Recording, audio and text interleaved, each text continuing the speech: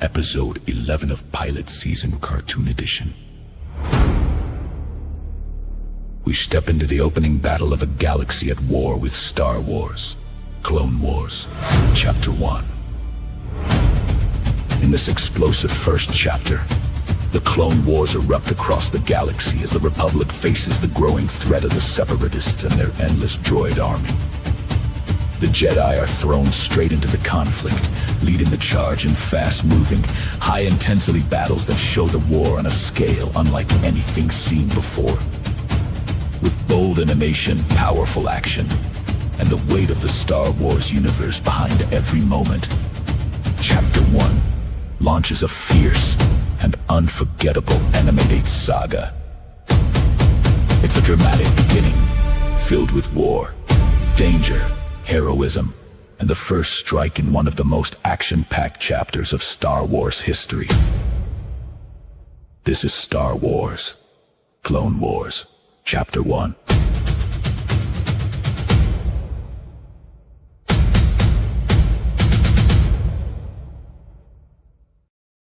Welcome to Pilot Season, Cartoon Edition, the podcast where we go back to the very beginning and review the very first episodes of the cartoon shows that helped shape generations.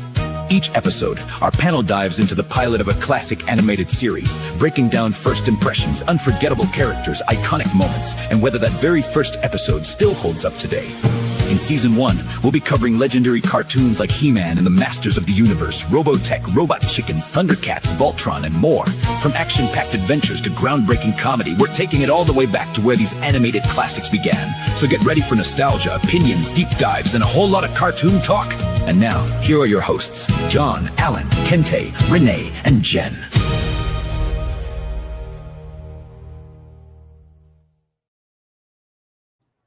Hello and welcome to an all-new episode of Pilot Season, Cartoon Edition. I am one of your hosts, Kinte, all the way live from Los Angeles, California, and I'm so happy to be here on this special day.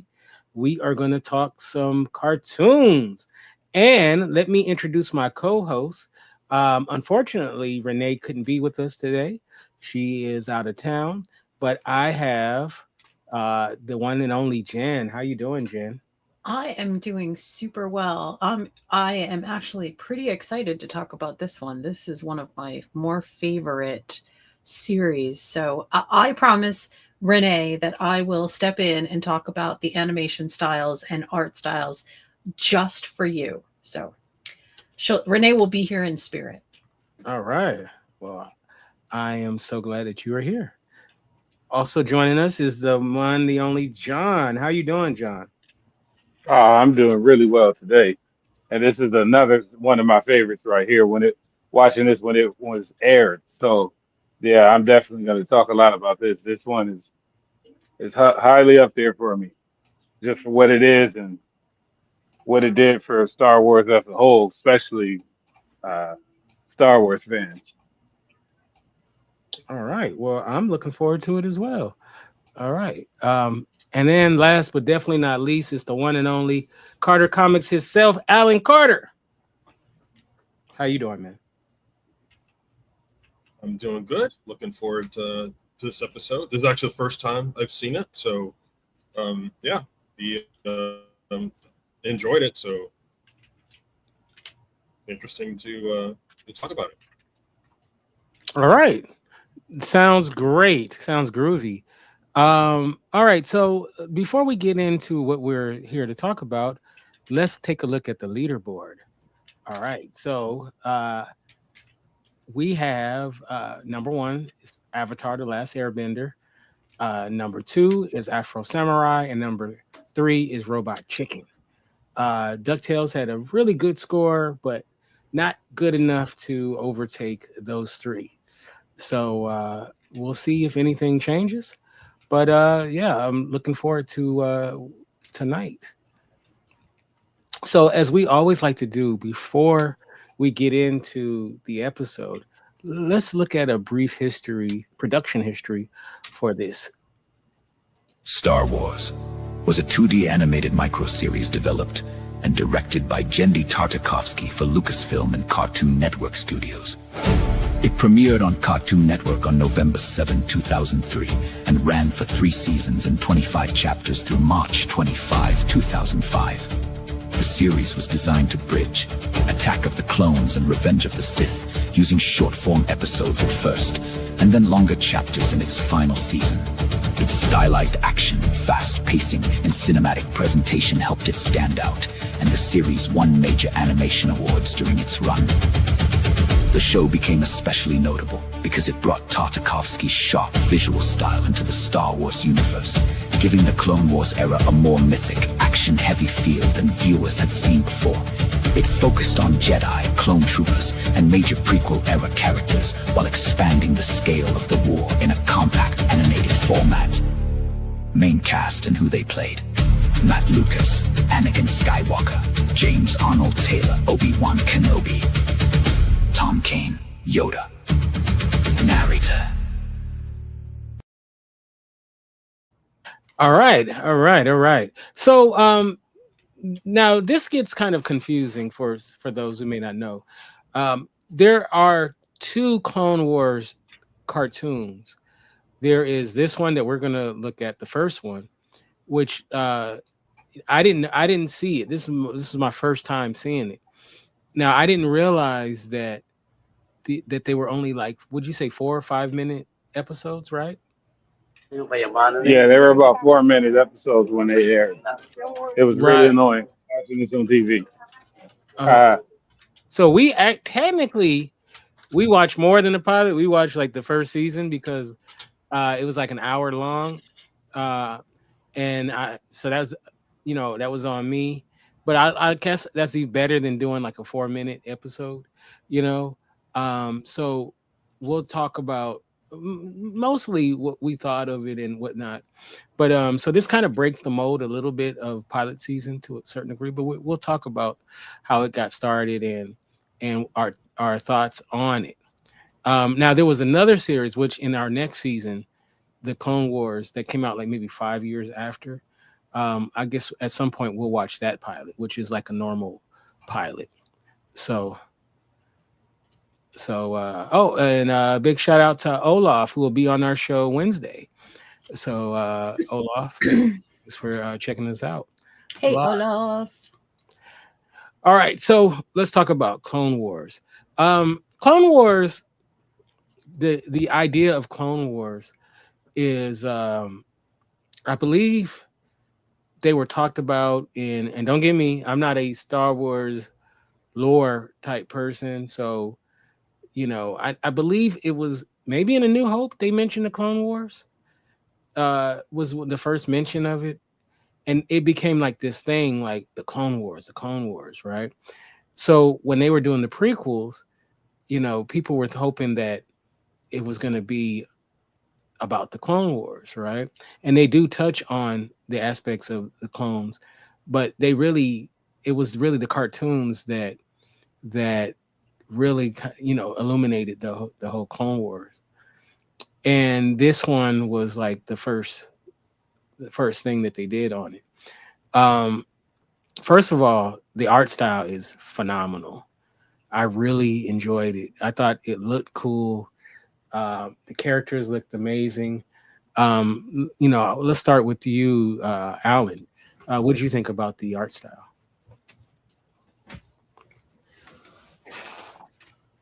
Yeah, I love the art style. It was simple. The style is simple, but the animation really sleek. It reminded me of not just like a Justice League, but also there's a Spider-Man cartoon that's similar to that, where it was simple, really sleek. Like just the way people move was so quick. It was so rapid, so it made fights just really smooth. So yeah, I loved a lot of it. Like even there's like simple things like people like dodging like a lot of lasers, and they're just like quickly doing it, just like like moving like the lightsaber around. It was just like it was amazing. I love that. Yeah, I definitely agree. What about you, Jen? What did you think about the art style? There is nothing that he does that I don't love. The last production that he did called Primal is also super amazing. There is an animation style that he uses that is just phenomenal. But I think one of the things that I really love about the Clone Wars are the color palettes that they choose, because they absolutely matter altogether.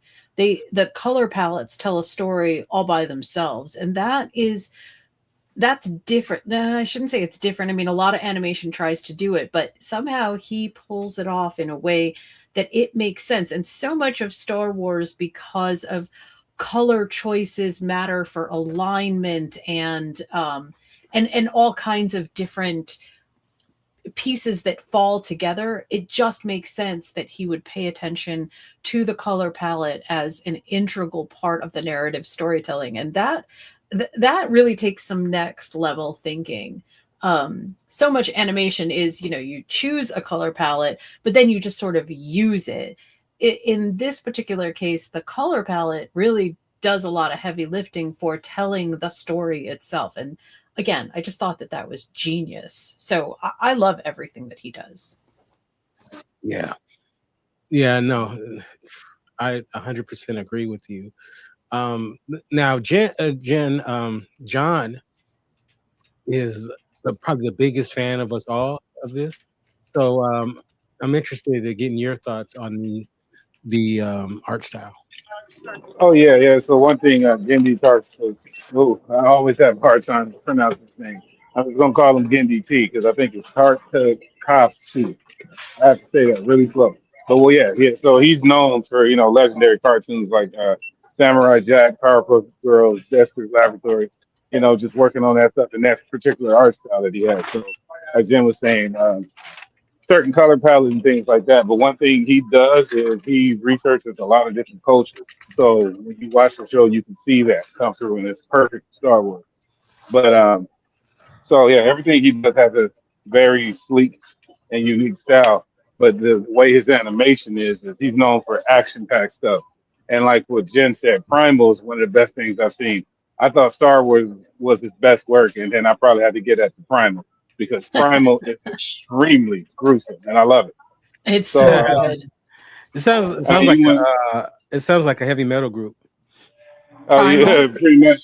But It that's one we probably need to do that next season because the actual pilot of that is some of the grimiest stuff I've seen in cartoon history. And when you see it, you know why. Oh wow, okay. Yeah, it is extremely brutal. it's Like fabulous. yeah. Fabulous. So It's just so yeah, fabulous. Gibby T is just amazing and what he did with this show, like just the animation the quality and the way this looks, for the longest. And I still think this is the best Star Wars thing that has ever been produced. Oh wow. Yeah, that's what I would say. And I said that for the longest until I saw like the first two seasons of Mandalorian and then Andor. But I'll say Andor is the best live action Star Wars thing I've ever seen. And then this will be overall like the best Star Wars thing. So it's a tie between this and Andor. But like as far as animation cartoon, yeah, this is number one. Because Oh this wow. lets you know what a Jedi is supposed to be. Like in a way they're kind of like mythical. And how all of the characters work in here and the way they move. So yeah, I was blown away as a youth watching this. I couldn't believe what I was seeing. And then as a Star Wars fan, you're like, it's about time y'all did something right for Star Wars and make it look like this. This is how a Jedi is supposed to move. So yeah. Yeah, that's one thing is the action is so good. Like, okay, there's a scene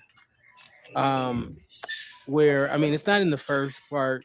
Remember, this is gonna be a little different because there was a confusion and it is what it is. But where Mace Windu is just so badass, where he just goes in that in the I don't know what that thing is called, the little building thing, and he just Yeah, takes nobody out. knows what that's called. That was something new. Yeah, oh my god, I'm sitting there like, why couldn't that have been in the dang movie? Like, you know what I mean? Like, it was so badass. And Mace Windu looked so powerful in it, and he was just so badass. And I'm sitting there like, wow, man, that is so incredible. And the fight scenes are just mesmerizing. You're like, it blows you away, you know. But yeah, that Mace Windu scene is just so cool. And I mean, that's not the only thing, but that was one of the coolest things in there. And then you have Yoda is so badass, as you know, as he normally is.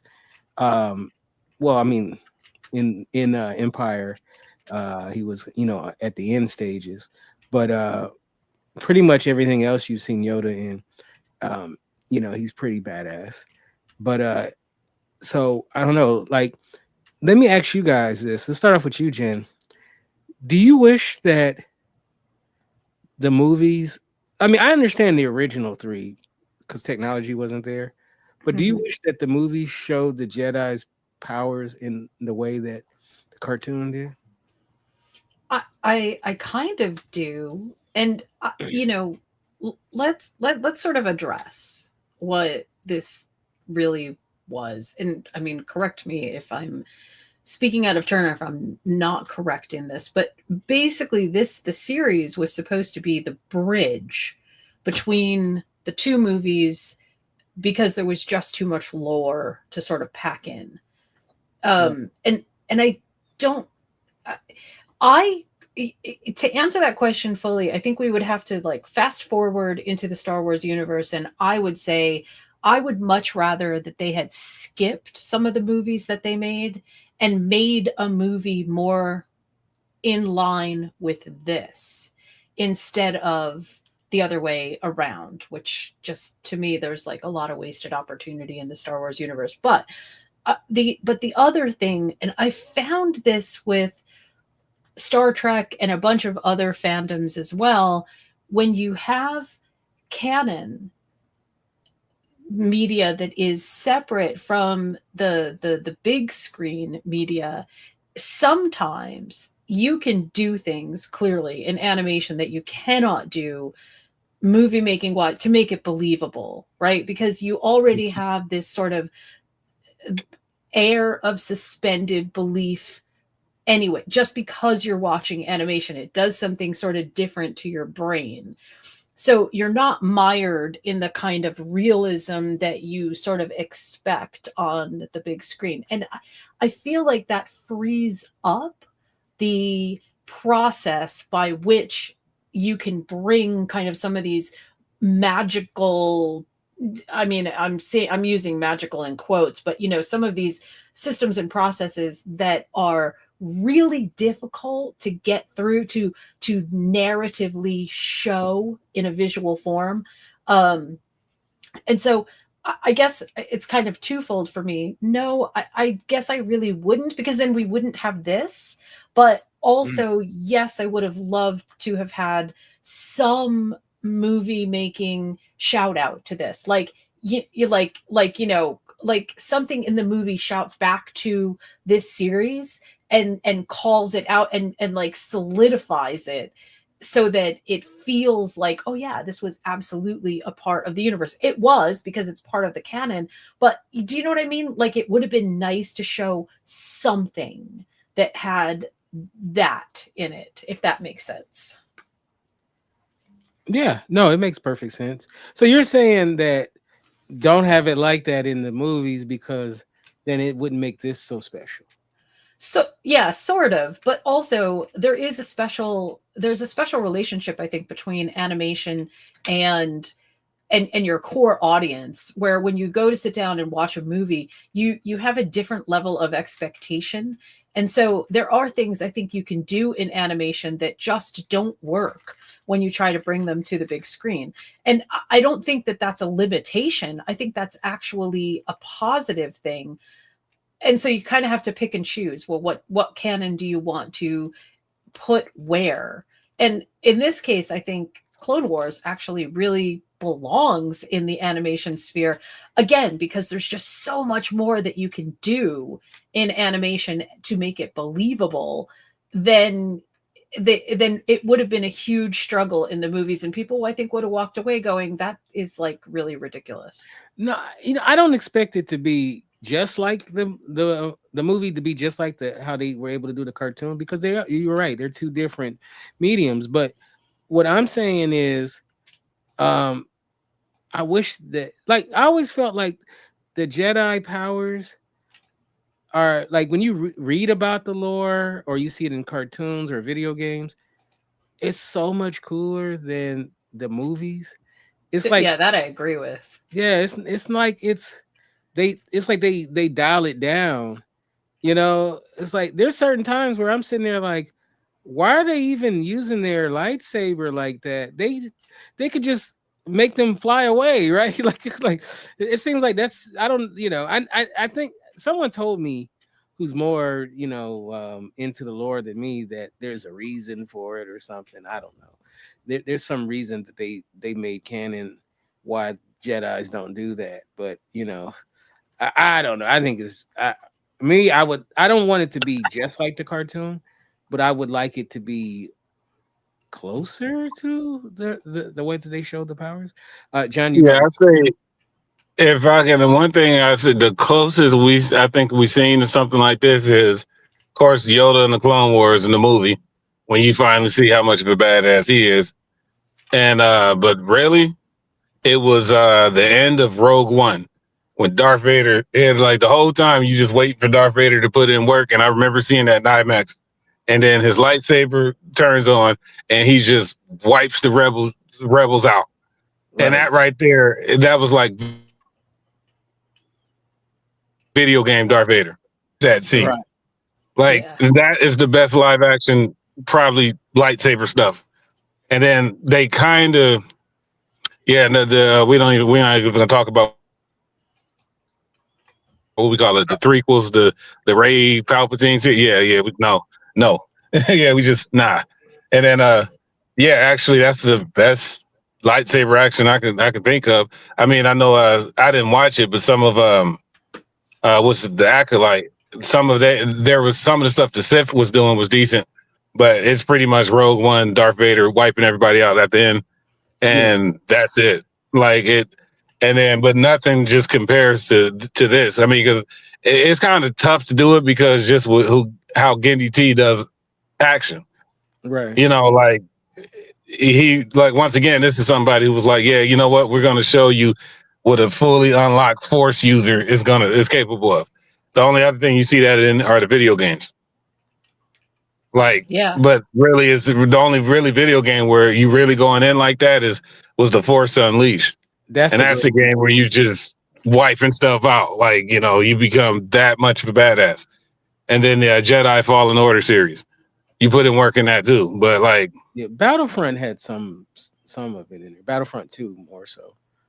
Yeah, in a way, kind of. But it was so scaled down, and then the newer ones was a little bit better, but same thing. Like, so the first one was kind of funny because you would like be a stormtrooper, and then you would hear Darth Vader has entered the fight, and then you're sitting there like, I don't want to be a stormtrooper, I want to be Darth Vader.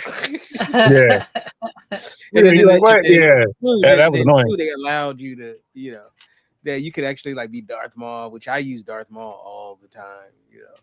Yeah, Darth Maul was rigged in that game. Yeah, he was cool. He was rigged. He was cool. You wipe everybody out. And Yoda, they had his movement system right, but it left you vulnerable and you just get murked. But yeah. Yeah, but I understand what both of you guys are saying, but I just would have loved this scene. Like, I feel like Mace Windu and I don't want to be too much into the movies because we are talking about this episode. Mace Windu, who's a great character, who a lot of people don't know, Tupac was possibly going to play that character, but then he passed away. A lot of people don't know that. George Lucas wanted Tupac to play Mace Windu. Wow. And which would have been interesting. But like, he's a great character, but I felt like there could have been so much more, even most definitely. Yeah, I mean, you didn't realize how much of a badass he was, honestly, unless you watch this. And maybe kind of the other Clone Wars series, like he was pretty good in that.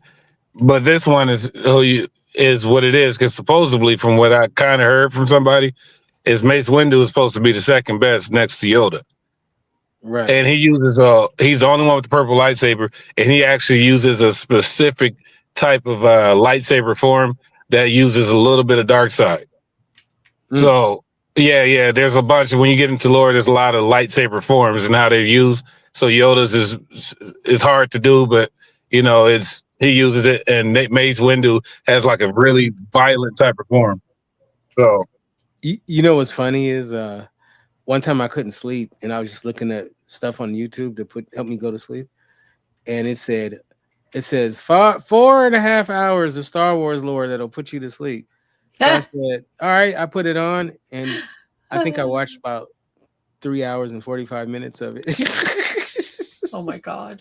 I was like, hey, this is actually interesting. Like, it didn't put me to sleep. I think eventually I did fall asleep. I'm sitting there like, I should be going to sleep. I'm sitting there watching this. But yeah, that's kind of where I got that info from and stuff like that. Yeah. Yeah, those videos, does that say something about me, that they'll have videos that literally it'll say long World War II video that'll put you to sleep, but I'm like sitting there watching it like so, at night. So I'm sitting there like, this is not working. I'm actually enjoying it. I love the war stuff and all that. But anyway, so Alan, all right, before we move on to something different, what do you think about first of all, what do you think of the fight scenes and whatnot? And would you have liked to see maybe not exactly that, but more of that in the live action?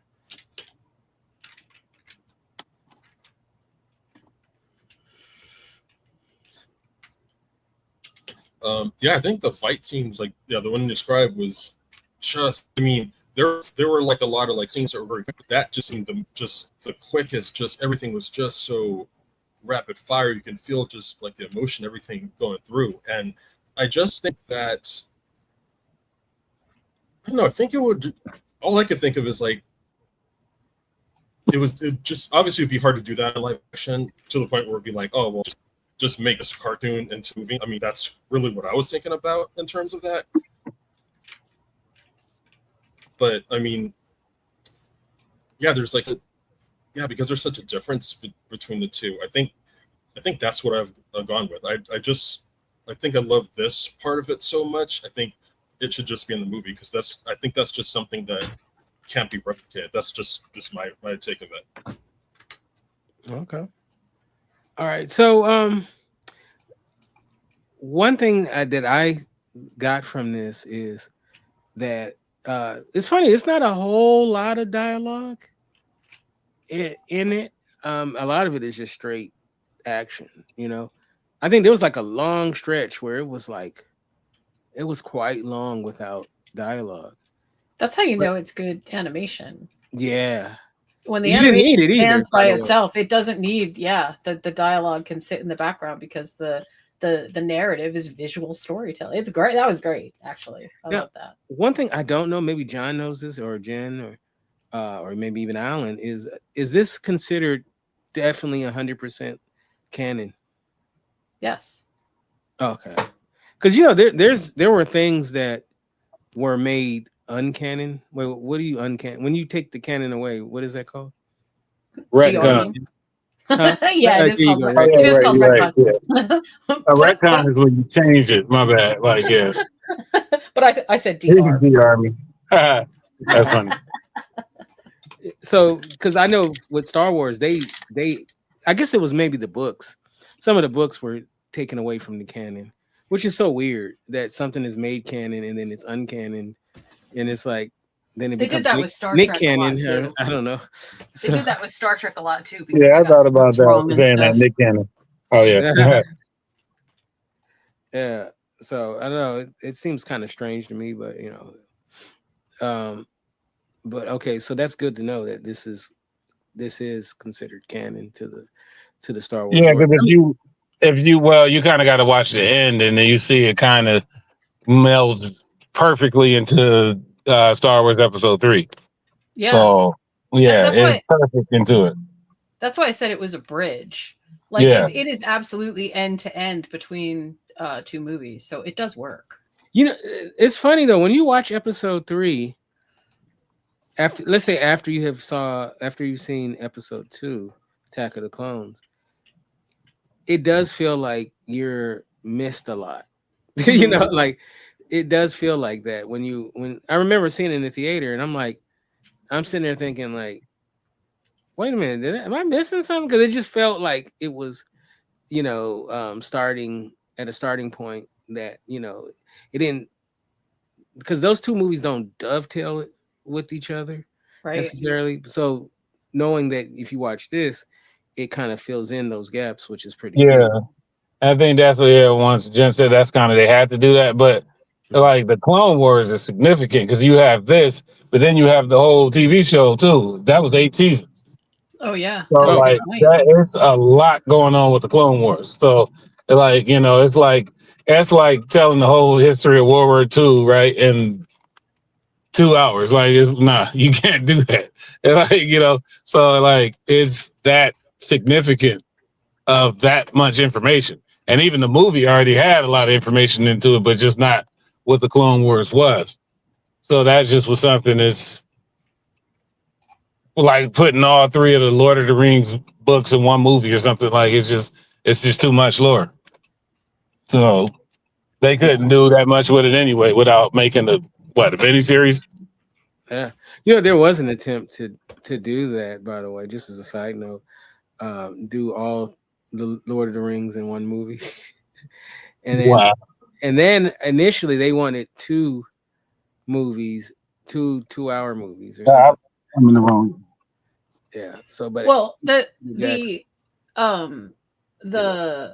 the one that the Raspankin one that used rotoscope tried to bring a whole bunch of those together. But I mean, this makes an interesting conversation because, to be honest, the idea of animation, and as it kind of gets better, as our processes get better, the depth of storytelling that we can do, I think, also gets better as well. So there is something interesting about telling a story using cutting edge animation, even if it's to tell an older story, because you just get to pack so much more in. So the old attempts to make some of our stories into narration were really sort of tamped down by the amount of technology that we had. I mean, it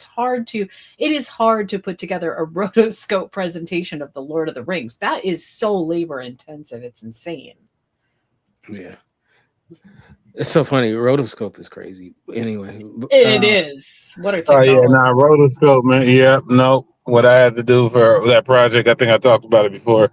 I had to sit there and it took me a few months to do 8 minutes of rotoscope and 60 frames a second with like 8 different characters. Not cool. Almost went through another breakdown doing that. Yeah. No. One character, when I saw the original films, that I was definitely interested in, besides Mace Windu, is Count Dooku, and you get a lot of Count Dooku in this as well. I really did enjoy the Count Dooku character in the movies and in this as well. So let's start off with you, John. What would you think about Count Dooku? Oh yeah, Count Dooku's character. One thing I like about Count Dooku and pretty much everything, especially the cartoons, is he has a lot of swag. Yeah, his stance is like this fencing type stance, but he's extremely smooth. So and he's just very calm, conscious, and collective. And then that's just how he is. And then the more you watch, like the series and the other things, you see that even more. It's just the way his mannerisms are and things like that. It's really interesting because you're like, how is this guy a Sith? He's just too cool. But he used to be a Jedi. That's why he's so cool. Yeah, exactly. Right. But yeah, so it's Count Dooku is great, and especially how he this might segue into something else, but especially how he trained General Grievous. But I know we probably want to talk about him later. I was actually he was somebody I was going to bring up. But Yeah. yeah. First of all, in the movie, Christopher Lee playing Count Dooku was pretty dang cool. But anyway, let's not talk about the movie. Let's talk about the cartoon. What did you think about Count Dooku, Jen? This is one of those instances where the cartoon character really does sort of align with the movie character. Like, although obviously there are some differences, it still felt very much like it was a genuine character to character leap. That's exactly how I would have imagined him to be. And also, one of the things that I really love is that Gendry has this way of making the bad characters, the evil characters, the characters that are aligned with the dark side. He has this way of not over caricaturizing them, but also really making it obvious that they are the bad guys. I mean, everything down to their facial expressions really tells you, yeah, these are the bad guys. So yeah, good job with that. Alan, do you remember what Count Dooku said after he was killed in the movie? No, actually, I can't remember. I'll play an audio clip. This is what happened after he was finished. So it was low. Did you hear that? Wait, let me do it again.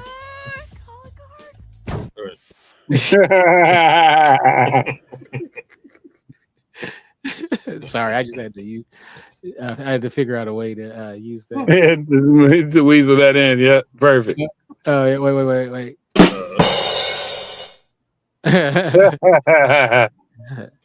So anyway, Count Dooku, Alan, what did you think of him in this? No, I thought he was pretty good. It was, just cold, calculating, but I particularly like just the scene with the character that just, oh well, I'm Sith, just because this is where the I've seen this one. So that confrontation where she's just saying, oh, you don't know what, basically like you don't know what you think you know, and just you were kind of a little bit. Got that command. He really got my attention. Also the voice. I'm not sure who did the voice, but I think that was well done. Oh yeah, for sure. First of all, if you add Count to your name, that's pretty dope. Agreed. I'm totally agree. I'm trying to think. Count Kinte. Count Kinte. Ooh, that's got a nice ring to it. I might have to use that. Count Kinte. I like it. Like Count Chocula. Count. What's the one from Sesame Street? That's just the Count. I'll do alliteration for mine. Count Carter. Count Carter. Count Carter. There you go. And shout out to your cousin Jay-Z at the Roots Picnic this past weekend, Mr. Carter. I'll just make my name I Can Count. I can count. I can count. Or maybe it shouldn't have been Dooku. Maybe it should have been Count Doodoo, because he's a shit. You know what I'm saying? Wow. I thought he was keeping it clean. I'm over here watching my expletives and all that. Well, my kids all thought that Dooku was a bad word. Like you shouldn't say his name because that's a bad word. Yeah, in Sith, it's a bad word in Sith. It's true. Well, you know what they say, the best concerts are going to be in hell. Okay. Okay. All the best artists, they're probably down there. So, you know what I'm saying? I won't name any names. But we're looking at you, Ozzy. You're good. You're good. All right. So yeah, General Grievous, which in the movies, General Grievous was kind of weak. He looked kind of cool, but in the movie, he just kind of went out like a buster. But in the cartoon stuff, he's pretty cool. He's a pretty cool character. I know Exactly. you like Grievous, right, John? Oh, yeah, so the thing is, I saw this show before the movie because I Oh, remember talking to you about it, right? Kinte? I was like, "Oh man, is General Grievous in there?" You was like, "Yeah, he's in there." And then watching the movie, I'm like, "Man, this dude is whack." yeah, Because you watch the show and he's a menace. Mm-hmm. right. And then you're like, man, what the? He got the Master Jedi scared, which is crazy, by a robot. Well, he's kind of, I think they say he's more of an android, like cyborg. And that's the whole reason why he coughs. That was the whole thing about the lore is the reason why he coughed in the movie is to let you know he's not a droid. But the show kind of, well, without spoiling to it, the show lets you know why he ends up coughing. I think that was like added in later because I know the show came out after the movie anyway. I think so. I think it did. 2003, and I think the movie came out 2003, right? Yeah.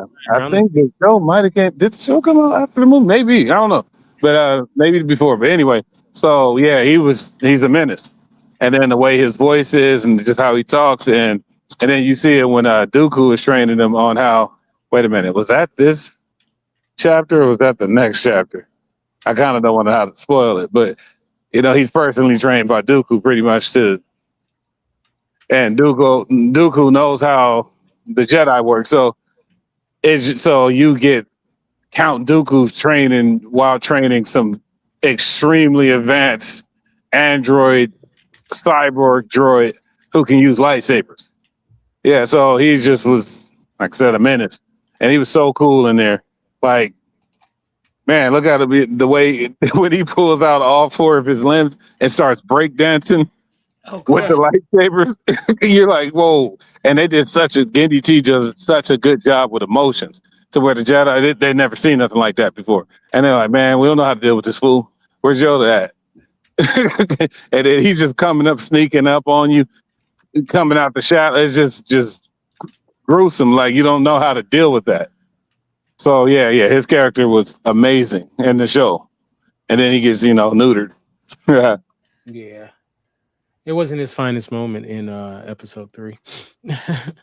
So, any thoughts on General Grievous before we continue? By anyone else? No. That's a really good character. That's a really good, well-developed character in this series. Like, you can definitely feel everything from that character that you need to. There's no ambiguity. There's no question what General Grievous is about, which I really love. Yeah. All right, so we're at the point of the show where we're gonna have to give our grades.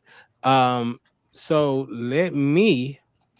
You're gonna have to forgive me because my dumb butt didn't pull up the show information. I usually have it ready, so please forgive me. All right.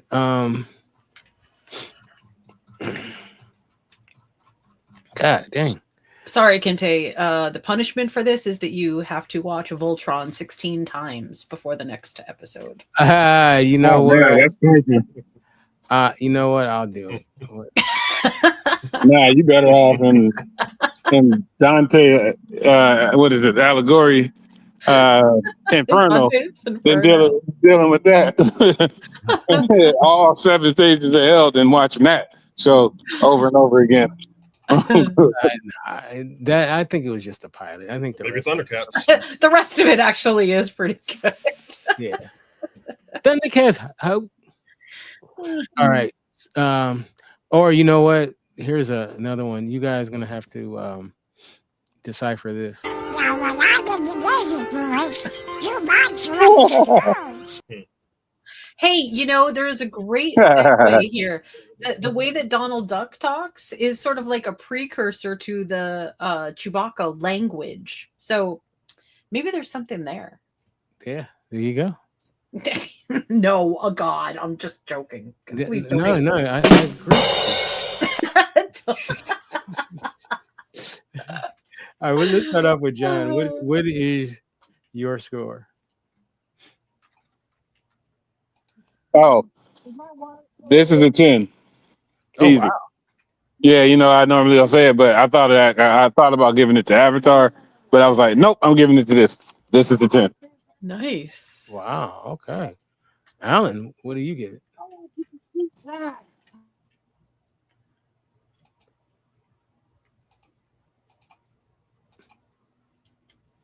Alan, what's your score? I give it 8 out of 10. I give it 8 out of 10.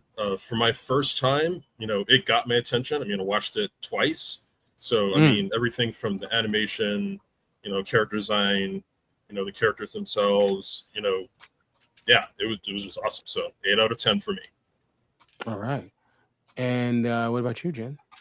I give this a 9.5 out of 10. I really loved this. And also I can't speak highly enough about the animation. It is just really so excellent. If you don't even watch it for Star Wars, watch it for the animation because it's really great. Wow. All right. And what do you give it, Kinte? Thank you so much for including me in this. You're welcome. We didn't even make you watch Voltron to give a score, so we must Poor love Voltron. Poor Voltron, by the way. I'm sorry, Voltron. We'll make it up to you. We'll give you some love later. Because he definitely he's the defender of the universe. That's right. So he deserves better. No. No, he doesn't. Oh man. He deserves what he gets. I'm gonna show John some great episodes of Ultron. Don't matter. Not interested. He's gonna be like, you know what? I was wrong. It's like, you know what? It's like, you know what? I might give it 0.001% higher, maybe. There are way better episodes though, John. Honestly, there really are. Yeah. Like, you know what? You guys are probably right. I'm just not interested. It gets no love from me. It gets no love. Oh, Jesus. It's nothing. You know what? I can give it nothing. Oh, God. Well, he's not a very loving person. No, but anyway, so my score, I give it a solid 9. Nice. Yeah, I think that it was pretty incredible. I really enjoyed the animation. The animation is like bananas, you know what I'm saying? Like it's you can't it was so cool and so enjoyable that you just, you know what I mean? Like I could watch this like over and over, like, not even paying attention to what's going on. Because, at first my eyes are just looking at it like in awe, you know what I mean? So I give it a solid 9. So the leaderboard, it gets ultimately a 36.5. So just came over a little bit over DuckTales, still slightly behind Robot Chicken. So it didn't crack the top 3, but it did pretty well. But it got a 10 and a 9.5. So that's pretty incredible. So I think that pretty much Alan was the what kept it from cracking the top 3. Thanks, Alan. Yoda's like, hey, Alan. Yoda is like, that's why I'm here. Yoda is so pissed at you right now. All right, so let's start off with you, Alan. What you got going on? So I have a convention at the end of the month, June 27th, Seoul Comics Con at Lamert Park, 11 a.m. to 5 p.m. Free admission. I'll have Damn Tourist and the Figure Speech Mongoose at my table for sale. All right. Nice. And what about you, John? Working on a whole lot of stuff right now, but I just always take it to the west side on Tubi and Amazon Prime. Watch it for free on Tubi. And don't skip the ads. Put a lot of work into that. Right. Jen. Well, We still have our ongoing series From, which this week wrapped up with some pretty amazing revelations. So can't wait to see what happens in the coming week for next Sunday. And hopefully this is the week that I get my Movies Make the Meal site back up and running and workable. So hopefully that'll happen. What can we expect from you, and what are you doing this week, Kinte? Well, as you said, later this week, we will be, doing 2 episodes on Wednesday.